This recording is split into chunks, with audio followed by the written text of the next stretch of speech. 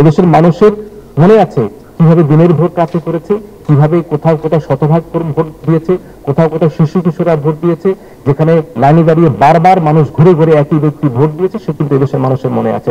আমরা সর্বশেষ যদি নির্বাচনের কথা মনে করি, গত 7 জানুয়ারি নির্বাচন, সেই নির্বাচনে প্রধান নির্বাচন কমিশনার তার বক্তব্যে এসে বললেন যে 28 ভাগ বা 24-25 ভাগ ভোট পড়েছে, কিন্তু চট করে তিনি বললেন যে না, 40 ভাগের উপরে ভোট পড়েছে। তাকে প্রশ্ন করা হলো সাংবাদিকদের তোপের মুখে, আপনাদের তোপের মুখে, সাংবাদিক তোপের মুখে প্রশ্ন করার পর তিনি বললেন আমি দুপুরবেলা ঘুমিয়ে পড়েছিলাম, সে কারণে আমি হয়তো বা ততটা খেয়াল করতে পারিনি। এই হচ্ছে কি আমাদের বাংলাদেশের নির্বাচন কমিশনের বা কমিশনের প্রধানদের সে অবস্থা, যে দেশে যখন 300টি আসনের নির্বাচন চলে, সে নির্বাচনকালীন সময়ে প্রধান নির্বাচন কমিশনার দুপুরবেলা ঘুমিয়ে পড়েন এবং 5, 7, 8, 10% ভোটকে প্রথমে 20% ভোট করেন, পরবর্তীতে বলেন সেটা 40 থেকে 45% ভোটে তারা রূপান্তরিত করবার চেষ্টা করেছে। সুতরাং সেই ঘুমিয়ে পড়া ব্যক্তিদের দ্বারা বাংলাদেশে জাতীয় নির্বাচন আয়োজন আসলে সম্ভব কিনা সেটি কিন্তু বড় প্রশ্ন হয়ে দাঁড়িয়েছে। আমরা কিন্তু আগামীতে আমি আর দামি নির্বাচন দেখতে চাই না, শিশুরা ভোট দিক সেটা আমরা দেখতে চাই না, দিনের ভোট রাত হোক সেটা আমরা দেখতে চাই না। আমরা চাই না এক পেশির মাধ্যমে, এক নায়কতন্ত্রের মাধ্যমে সর্বোচ্চ ক্ষমতার মধ্যে রাষ্ট্র পরিচালনা করে দেশের অন্যান্য শাসন ব্যবস্থাকে ভেঙে দেওয়া হোক, সেটি কিন্তু আমরা চাই না। আমরা চাই সকল রাজনৈতিক দল, সকল শ্রেণী পেশার মানুষ ঐক্যবদ্ধভাবে গ্রহণযোগ্য একটা সুস্থ সুন্দর ভোটের জন্য তারা চেষ্টা করবেন।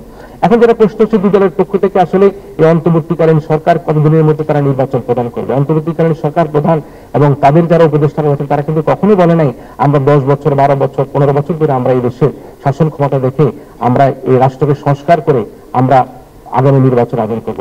তাদের বক্তব্য হচ্ছে গিয়ে যার সাথে জনগণের মতামত রয়েছে, রাজনৈতিক দলগুলোরও সেখানে সদিচ্ছা রয়েছে, একটা যৌক্তিক সময়ে রাষ্ট্রের যে ক্ষয়িষ্ণু যে সংস্থাগুলো, যে প্রতিষ্ঠানগুলো, সাংবিধানিক প্রতিষ্ঠানগুলো, সেগুলোকে সংস্কার করে একটা যৌক্তিক সময় পর একটা নির্বাচন প্রদান করা হবে।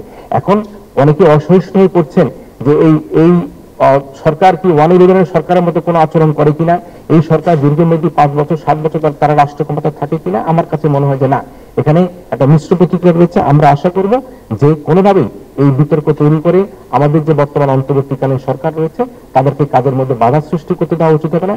একটা যুক্তির সময় পর্যন্ত তাদেরকে সহযোগিতা করে রাষ্ট্র ক্ষমতা থেকে রাষ্ট্র সংস্কারের পরে জাতীয় নির্বাচন আয়োজনের জন্য আমরা তাদেরকে সহযোগিতা করবো। এটি কিন্তু আমাদের প্রত্যেকের একটা প্রত্যাশা থাকবার জন্য আমি সকলের কাছে অনুরোধ করছি।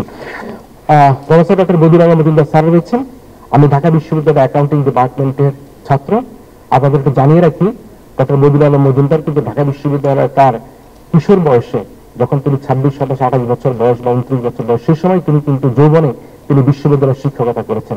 আপনারা আরো আগে শিক্ষকতা করেছেন। আপনাদের প্রত্যেকেরই জানা আছে তিনি শুধু এই গণতন্ত্র নিয়ে কথা বলেন, সুশাসনের কথা বলেন, তার প্রাথমিক জীবনের যে কাজ ছিল শুধু ঢাকা বিশ্ববিদ্যালয়ের শিক্ষকতা দিয়ে, এবং সেটি আমার ডিপার্টমেন্টের। আমি স্যারকে শিক্ষক হিসেবে পাইনি, কিন্তু আমার অনেক অগ্রজরা তাকে শিক্ষক হিসেবে পেয়েছে।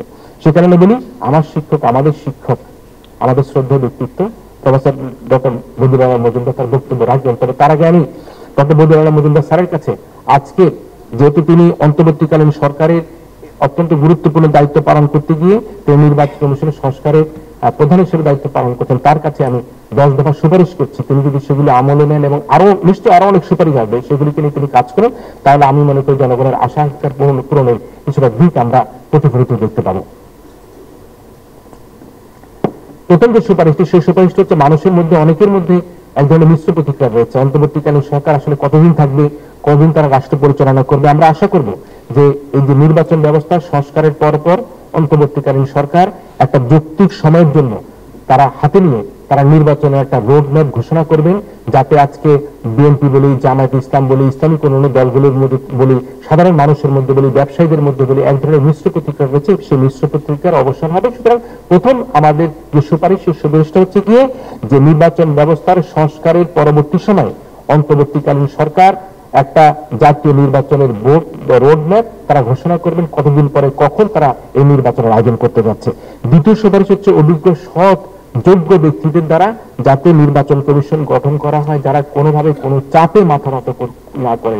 আমরা এমনও দেখেছি এমন নির্বাচন কমিশন, তিনি বলেছেন আমাদের কোমর এখন সোজা আছে, আমরা সোজা হয়ে দাঁড়াতে পারছি। সুতরাং এরকম সোজা কোমর, বেঁকা কোমর আলা আমাদের কোন রকম নির্বাচন কমিশন প্রধান আমাদের দরকার নেই। যিনি কোমর বেঁকা থাকুক, তিনি কিন্তু সৎ হোক, তিনি সজ্জন ব্যক্তি হোক, মূল্যবী হোক, সেই ধরনের ব্যক্তিকে আমরা সৎ যোগ্য অভিজ্ঞ ব্যক্তিকে যাতে নির্বাচন কমিশনের প্রধান হিসেবে, প্রধান নির্বাচন কমিশনার হিসাবে বা কমিশনের দায়িত্ব প্রদান করা হয়, সেটার জন্য আমরা দ্বিতীয় সুপারিশ করছি।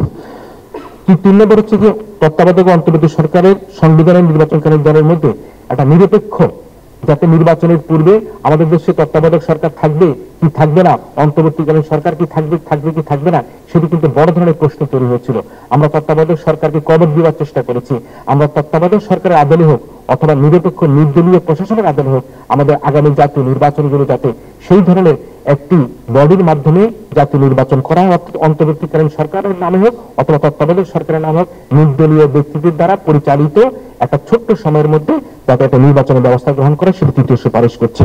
আমরা বিদ্যমান সংসদীয় ব্যবস্থার পাশাপাশি বিশেষজ্ঞ ব্যক্তিদের সমন্বয়ে বিশিষ্ট নাগরিক, পরিভাষা ব্যক্তিত্ব, পেশাজীবী, রাষ্ট্রবিজ্ঞানী, সমাজবিজ্ঞানী, সমাজচিন্তক এদেরকে নিয়ে অভিজ্ঞতা সম্পন্ন ব্যক্তিদের নিয়ে সমন্বয়ে সংসদের উচ্চ বিশিষ্ট আইনসভা প্রবর্তন করার জন্য আমরা অনুরোধ করছি। যদি বারবার আমরা দেখেছি বিএনপির পক্ষ থেকে তারা সেটি সুপারিশ করেছে, আমরা একটা সংসদের উচ্চকক্ষ বিশিষ্ট আইনসভা করবার জন্য যারা সমাজ চিন্তক বিশিষ্ট ব্যক্তি, যারা বুদ্ধিজীবী, তাদের নিয়ে করবার জন্য আমরা সুপারিশ করছি। ইভিএমের ভোট নিয়ে বাংলাদেশে অনেক তর্ক হয়েছে। ইভিএমে ভোট দিতে গেলে দেখা যায় একজন ভোটে চাপ দেয় এক মার্কায়, চলে যাচ্ছে আরেক মার্কায়, এবং সেখানে যিনি ভোট দিতে যান তার পাশে একজন ভলেন্টিয়ার দাঁড়িয়ে থাকেন, সেই তথাকথিত মার্কার ভলেন্টিয়ার, তিনি তার ইচ্ছা মতো চাপ দিয়ে দেন, ভোট চলে যায় প্রার্থীর নিজের পছন্দের প্রার্থীর জায়গায়। সে কারণে আমরা ইভিএম এর যে ভোটের কারচুপির সংখ্যা বারবার প্রমাণিত হবার কারণের জন্য আমরা ইভিএম এর ভোটের প্রথা বাতিল করে আমরা আশা করব যে পেপার ব্যালটের মাধ্যমে যাতে স্বচ্ছ সুন্দর ভোটের আয়োজন করা হয়।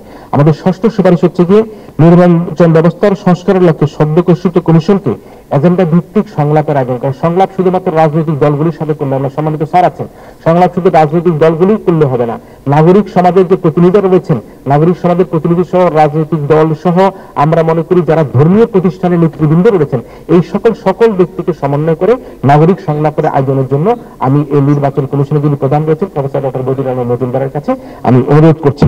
দুর্নীতিবাজ, টাকা পাচারকারী, রোড ঋণ খেলাপি, কর খেলাপি, যারা দেশের টাকা বিদেশে পাচার করে বাড়ি গাড়ি করে অর্থবিত্ত করে সেখানে কানাডায়, ইউরোপ, আমেরিকায় বসবাস করছে, সেই ধরনের ব্যক্তিদেরকে চিহ্নিত করে যাতে তারা কোনোদিনই বাংলাদেশের জাতীয় নির্বাচনে বা কোনো নির্বাচনে অংশগ্রহণ করতে না পারে, সেই ধরনের একটি বিধান তৈরি করবার জন্য অনুরোধ করছে। আমরা জানি যে ঋণ খেলাপি নির্বাচনে অংশগ্রহণ করতে পারে না, কিন্তু যে দুর্নীতিবাজ টাকা পাচার করেছে, ব্যাংক লুট করেছে, তার জন্য কিন্তু একটা সুনির্দিষ্ট বিধান রেখে যাতে এই দুর্নীতিবাজরা কোনোভাবে কোনো জাতীয় নির্বাচন বা কোনো নির্বাচনে অংশগ্রহণ করতে না পারে, তার বিধান রাখবার জন্য আমরা সুপারিশ করছি। পরপর 2 টার্ম যাতে কেউ প্রধানমন্ত্রীর দায়িত্ব পালন করতে না পারে, সেটি সুপারিশও আমরা এখানে করছি। একটি নির্ভুল ভোটার তালিকা প্রণয়ন করে সেই নির্ভুল ভোটার তালিকা আমাদের নির্বাচন কমিশনের ওয়েবসাইটে প্রকাশ করবার জন্য অনুরোধ করছি। একেবারে স্বচ্ছ সুন্দর একটা ওয়েবসাইটে নির্ভুল ভোটার তালিকা, আমি জানি না এই কতদিনের মধ্যে সেটি পারবে, তবে আমাদের প্রত্যাশা থাকবে একটি নির্ভুল ভোটার তালিকা প্রণয়ন করে এই অন্তর্বর্তীকালীন সরকার, বিশেষ করে প্রফেসর ডক্টর বদিউল আলম মজুমদার স্যারের নেতৃত্বে সেটি ওয়েবসাইটে প্রকাশ করার জন্য আমরা অনুরোধ করছি।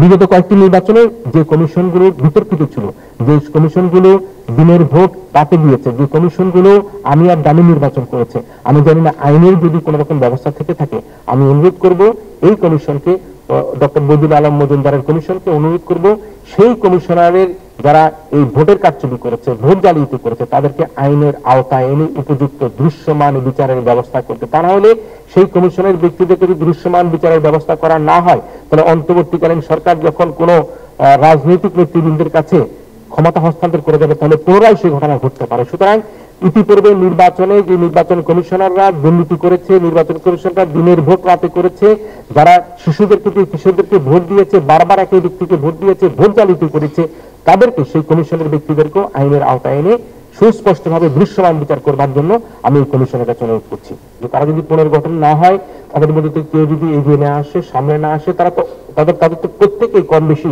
নানা অপরাধে অভিযুক্ত। সুতরাং সেই নির্বাচন কোনোভাবে যারা বলে যে এটি বিতর্কিত হবে কিনা, আমি মনে করি সেটি বিতর্কিত, প্রফেসর বদিউল আলম মজুমদার স্যারও বললেন, আমি মনে করি সেটি অগ্রহণযোগ্য হবে না বলে আমরা মনে করি। আমি সবশেষে একটা কথা বলতে চাই, এই যে আমরা যে বিপ্লব করেছি, ছাত্র জনতার বিপ্লব, এই বিপ্লব ব্যর্থ হয়ে যাবে যদি আমরা নিজেদের মধ্যে একটি সংযমত বোধ তৈরি না করে। আজকে বিএনপি রয়েছে, ফ্রন্টলাইনে রয়েছে, জামায়াতে ইসলাম রয়েছে, অন্যান্য ইসলামিক দলগুলো রয়েছে, বাম দলগুলো রয়েছে, আপনারা প্রত্যেকে মিলে নিজেরা কিভাবে আগামী সরকার পরিচালনা করবেন, কিভাবে আগামী জাতীয় নির্বাচন হবে, সেই সবকিছু মিলিয়ে আপনারা অন্তর্বর্তীকালীন সরকারকে যদি সহযোগিতা না করেন, তাহলে ছাত্র জনতার এই বিপ্লব ব্যর্থ হলে কিন্তু সেই ব্যর্থতার দায়ভার আজকে রাজনৈতিক দলগুলো, সুধী সমাজের ব্যক্তিরা, আজকে সুজন সম্পাদক, মসজিদের ইমাম সাহেবরা, পুরোহিতরা কেউ কিন্তু সেই দায় থেকে মুক্তি পাবে।